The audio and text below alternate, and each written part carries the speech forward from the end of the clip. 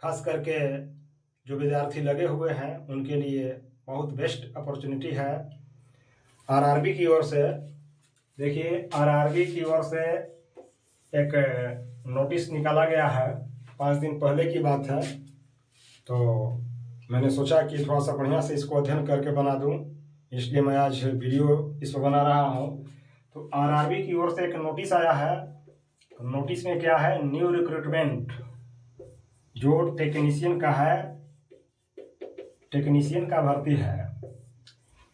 तो टेक्नीशियन का भर्ती में देखिए, टेक्नीशियन एक 1 आया है, जो नया पोस्ट क्रिएट हुआ है।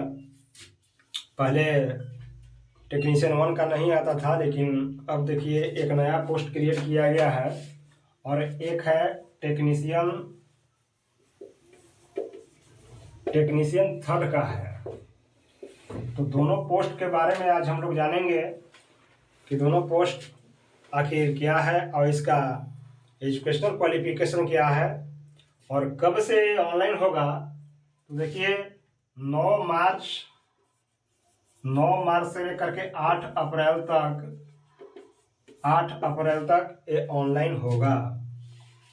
समझ गया ना, मतलब 9 मार्च से शुरू हो जाएगा। 9 मार्च के ही नोटिफिकेशन ऑफिशियल वेबसाइट पर आ जाएगा आरआरबी का, या 8 मार्च को ऑफिशियल वेबसाइट आ जाएगा। समझ गया ना। तो सारे बिंदुओं पर आज हम चर्चा करेंगे कि आखिर टेक्नीशियन का जो पोस्ट है उसका एजुकेशनल क्वालिफिकेशन क्या है और उसका सिलेबस क्या है, कैसे सिलेक्शन लेंगे, ये सारी बिंदुओं पर आज हम चर्चा कर रहे हैं। तो देखिए, सबसे पहले मैं टेक्नीशियन 1 की चर्चा करता हूँ। तो टेक्नीशियन 1 में जो है बीएससी जो फिजिक्स से किए हुए हैं या जो बीटेक किए हुए हैं या जो बीएससी आईटी किए हुए हैं, बीएससी आईटी यानी इंफॉर्मेशन टेक्नोलॉजी में बीएससी की डिग्री प्राप्त किए हुए हैं, तो वो जो है टेक्नीशियन 1 में एलिजिबल है। अब कोई विद्यार्थी ये सोचेगा कि बीएससी हम फिजिक्स से किए हुए हैं या बीएससी मैथ से किए हुए हैं या केमिस्ट्री से किए हुए हैं, तो क्या एलिजिबल है। तो ऐसा नोटिस में निकाला गया है कि जो सब्सिडरी में भी है, जो जैसे मैथ से आप किए हुए हैं और फिजिक्स आपका सब्सिडरी विषय है या केमिस्ट्री है, जो मैथ से किया हुआ है तो उसको सब्सिडरी पेपर में फिजिक्स केमिस्ट्री तो श्योर रहेगा, तो ये भी एलिजिबल माने जाएंगे। या जो बीएससी केमिस्ट्री किए हुए हैं तो उसको भी सब्सिडरी पेपर आपको फिजिक्स रहेगा, तो वही इसमें एलिजिबल हो जाएंगे। ऐसा नोटिस में दिया गया है, लेकिन ऑफिशियल वेबसाइट पर पूरा विस्तार से आ जाएगा 8 मार्च को या 9 मार्च को, तो उसमें भी हम आपको समझा देंगे। लेकिन वर्तमान में देखिए, जो नोटिस निकाला गया है, नोटिस के माध्यम से हम बता रहे हैं आप लोगों को कि इसका जो एजुकेशनल क्वालिफिकेशन है वो आपको बीएससी है, जो फिजिक्स से किए हुए हैं या जो मैथ से किए हुए हैं या जो केमिस्ट्री से किए हुए हैं, वही इसमें एलिजिबल है, क्योंकि उनका सब्सिडी पेपर जो है सिर्फ फिजिक्स तो जरूर होगा। और फिजिक्स ये 2 वर्ष पढ़े होंगे, 2 ईयर्स तो पढ़े होंगे सब्सिडी पेपर। समझ गया ना। तो पूर्णतः आप लोग एलिजिबल है। अब है कि तैयारी कैसे करना है और कौन कौन सा सब्जेक्ट तैयारी करना है, इसका मैं विस्तार से आपको चर्चा करता हूं। देखिए, इसमें साइंस पोर्शन जो होता है बहुत ही इंपॉर्टेंट होता है। किसी भी टेक्नीशियन में जाने के लिए साइंस पोर्शन मजबूत होना चाहिए। साइंस और मैथ और रीजनिंग, इस पर विशेष कमांड यदि आपको है तो टेक्नीशियन में आपको सिलेक्शन होने से कोई नहीं रोक सकता है। समझ गया बात ना। तो साइंस पोर्शन को अधिक मजबूत कर रखना है। इसमें ज्यादातर आपको फिजिक्स से क्वेश्चन रहेगा। समझ गया ना। इसलिए कि टेक्नीशियन 1 में आप जा रहे हैं। टेक्नीशियन 1 के मतलब होता है कि यहाँ से जब भी आपको अगर सिलेक्शन हो गया तो यहाँ से जब भी आपको प्रमोशन होगा तो समझिए कि जेई आप बन जाएंगे। और इसमें लगभग आपको सैलरी 55,000 मिलेगा। 55,000 शुरू में ही मिलेगा। एक बहुत ही बेस्ट पोस्ट है और लेवल 5 का है। समझ गया ना। लेवल 5 का ये जॉब है, बहुत ही बेस्ट पोस्ट है, इसलिए आप लोग अभी से ही तैयारी कर दे, इसलिए कि इलेक्शन बाद इसका एग्जाम शुरू हो जाएगा। अब भगाने की कोई जरूरत नहीं है। आप लोगों को बहुत बढ़िया ऑफर आ गया है, समझ जाइए। ये ऑफर बार बार नहीं मिलेगा। ये इलेक्शन का जो माहौल चल रहा है तो आपको जैसे बहाली देखने को मिल रहा है। अगर इलेक्शन नहीं होता तो ये बहाली भी आपको नहीं रहता। हालांकि सीट तो बहुत कम है, दोनों पोस्ट मिला करके इसका लेवल 5 का जो पोस्ट आया हुआ है टेक्नीशियन 1 का जो पोस्ट आपको है, इसमें आपको 1100 पोस्ट है। अब समझिए पूरा ऑल इंडिया 1100 सीट है, तो 1100 तो कुछ नहीं है, ऊँट के मुंह में जीरा के समान है। हालांकि भाई तो दिया 1100 दिया, लेकिन बहुत कम दिया। लेकिन अब इसी पर ना फाइट करना है, तो ज़बरदस्त तैयारी करने की ज़रूरत है। इसमें बहुत सारे बच्चे जो पढ़ने वाले छात्र होंगे इसमें इंटरफेयर करेंगे, क्योंकि लेवल 5 का जॉब है और बहुत ही अच्छा जॉब है। यहाँ से डायरेक्टली आपको जो प्रमोशन होगा जेई बन जाइएगा, इसलिए आप लोग लगे हुए रहें। अब रहा कि कितने एग्जाम होगा, तो देखिए इसमें एग्जाम जो है अभी तक जो सूचना है CBT 1 केवल होगा, समझ गए ना। CBT 1 केवल होगा, बाद बाकी आपको नोटिफिकेशन के टाइम में सारी चीज़ बता दिया जाएगा। लेकिन अभी क्लियर नहीं है कि CBT 1 होगा या CBT 2 होगा, दोनों होगा। लेकिन अभी तक मुझे जहाँ जानकारी है, मैंने देखा हुआ हूँ कि केवल एक एग्जाम इसमें लेगा, समझ गए ना। अब देखिए आपको, अब टेक्नीशियन 3 की मैं बात कर रहा हूँ, ये तो आप समझ गए। टेक्नीशियन 1 तो आप समझ गए, लेकिन अब टेक्नीशियन जो है 3 की चर्चा मैं कर रहा हूँ। इसमें आपको है 7900 पोस्ट है, सीट है।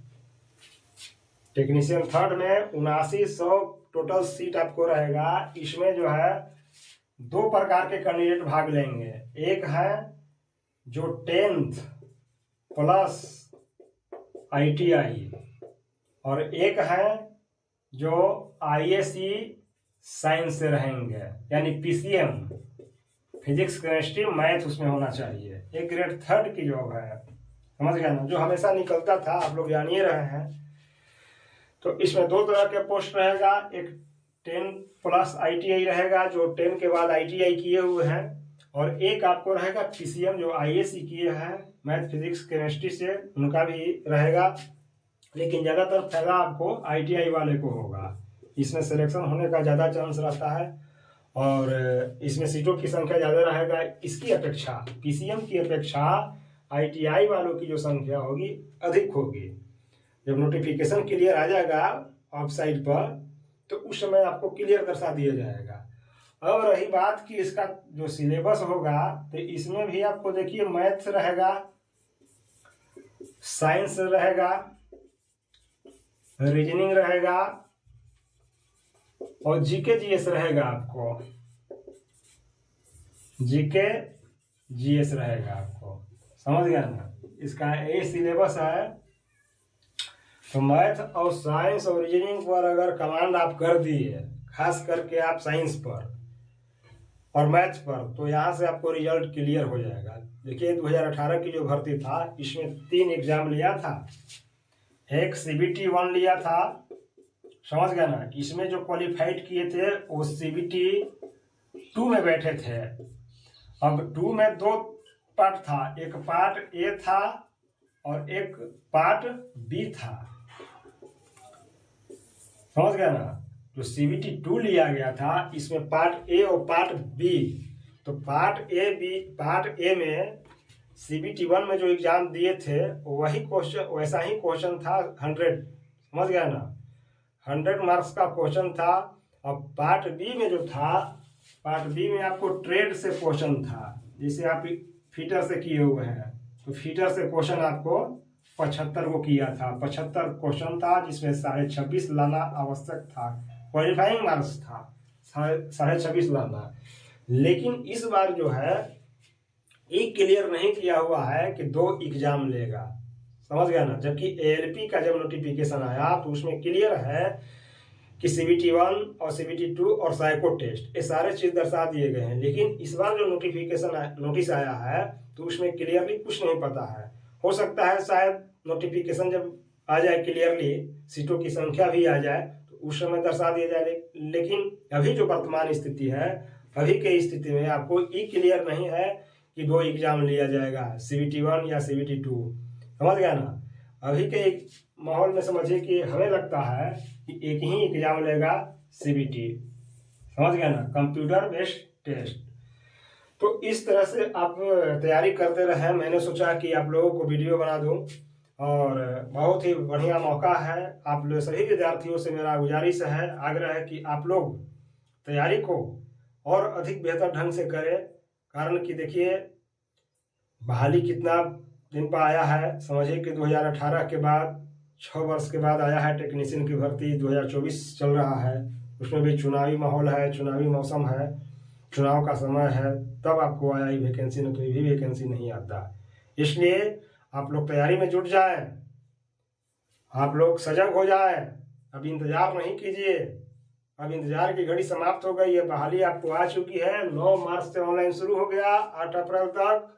और जैसे ही चुनाव खत्म होगा, सरकार की गठन होगी, आपको बरसात के समय में जून जुलाई में आपको स्टार्ट कर दिया जाएगा एग्जाम। उसके बाद ग्रुप डी का भी आ रहा है अक्टूबर में। सारा चीज़ आपको दे दिया गया है, कैलेंडर जारी कर दिया गया है। और प्रत्येक साल बहाली आएगी, चाहे टेक्नीशियन हो, ग्रुप डी हो, LP हो, सबका कैलेंडर जारी कर दिया गया है।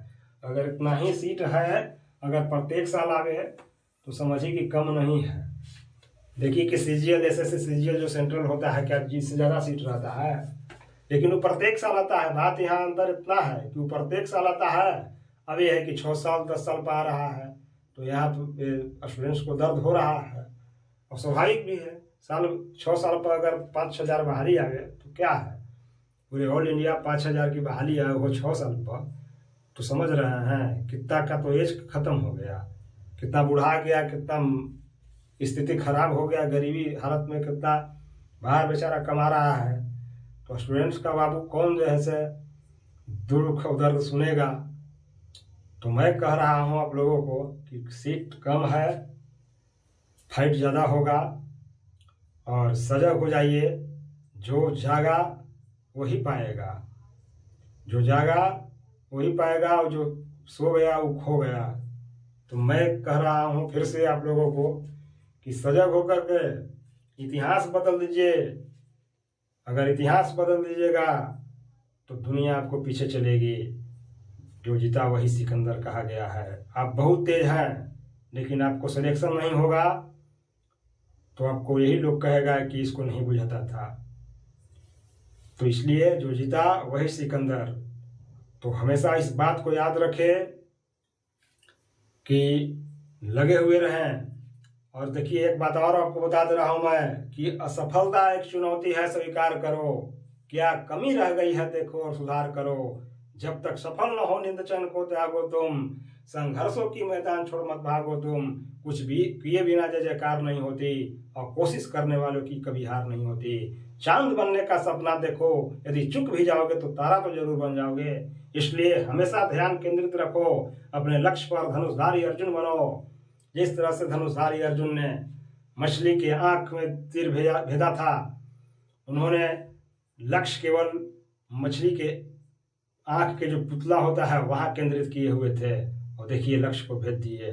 तो लक्ष्य तो भाई निर्धारित करना होगा, चाहे लक्ष्य छोटा हो या लक्ष्य बड़ा हो। लक्ष्य तो लक्ष्य ही होता है। अगर छोटा भी लक्ष्य है तो अगर उसको नहीं निशाना बनाइएगा तो नहीं भेदाएगा। इसलिए आप आक्रमण करें, आप जाग जाएं, और अभी से और आज से हैं। क्योंकि बार बार समय नहीं होता है, आता है। जब समय बीत जाएगा तो फिर पछता करके क्या कीजिएगा। तब तो बुढ़वा को आपको कहेगा कि इसी रह गया, कहने का मौका मिल जाएगा।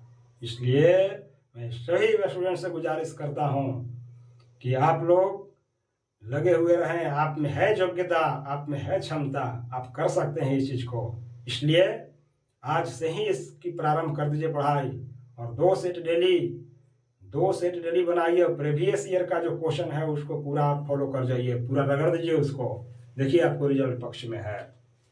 तो 7900 कम सीट नहीं होता है। अब क्या कीजिएगा, लास्ट में भाई एक्सेप्ट करना ना पड़ेगा। आंदोलन कीजिएगा, पुलिस लाठी चला देगा, गोड़ हाथ टूट जाएगा, 4 वो केस लाद देगा। एक तो स्टूडेंट्स ऐसे गरीब होता है, किसी तरह से बेचारा पढ़ाई कर रहा है, उसमें भी अगर 4 की केस लदा जाए, मार के पुलिस गोड़ हाथ तोड़ दे, तो फिर दिक्कत है। अरे एक सीट ना हमको चाहिए जी, एक सीट अगर चाहिए, अब एक सीट पर हम कमांड कर ले रहेंगे। 100 में है तो 100 में हम 80 लेकर के आएंगे। कितना कट ऑफ ले जाएगा, कट ऑफ का ऊपरे से ले जाएगा। इसलिए आप लोग लगे हुए हैं। आपको मैं जान रहा हूँ कि सभी विद्यार्थी लगनशील होते हैं और लग करके निकालिए। बहुत बढ़िया अपॉर्चुनिटी है। मैंने सोचा कि आप लोगों के लिए वीडियो बनाऊं और हौसला को बुलंद रखे। इरादे अगर बुलंद है तो सफलता आपको कदम चूमेगी। और जितना समुद्र में आप छलांग लगा चुके हैं, जितना आप व्यग्र हैं मोती को ढूंढने के लिए, तो मोती भी उतना ही व्यग्र है आपके पास आने के लिए। तो समझिए कि सफलता सुनिश्चित है। यदि हिम्मत हारने लग जाए तो समझिए कि सफलता करीब पहुंच चुका है। इसलिए एक बार फिर लगिए। हजारों बार अगर आप असफल हुए हैं तो मैं कहता हूं कि एक बार फिर प्रयत्न कर दीजिए। महात्मा बुद्ध ने कहा था कि हजारों बार अगर असफल हुए हो, एक बार भी अगर तुम प्रयत्न कर दो, हो सकता है कि तुम्हारा भाग्य वहीं पे लिखा हुआ हो। तो जो हार के जीतता है वही बाजीगर कहलाता है। इसलिए हमेशा आप लगे रहें और ये 7900 का जो पोस्ट आपको है, इस पर एक सीट पक्का रखें, एक सीट पक्का कर दे। मैं आज का वीडियो यहीं समाप्त करता हूं। फिर मैं अगला वीडियो लेकर के आऊँगा। जो भी नोटिफिकेशन आएगा, मैथ रीजनिंग का मेरा क्लास चल रहा है, तो अगर पसंद मेरा वीडियो आया तो लाइक, शेयर और सब्सक्राइब कर दे, ताकि आप लोगों का वीडियो, हमारा वीडियो आपके पास पहुंचता रहे, हमेशा अपडेट आप लोग रहें। तो बस आज इतना ही। Thank you very much.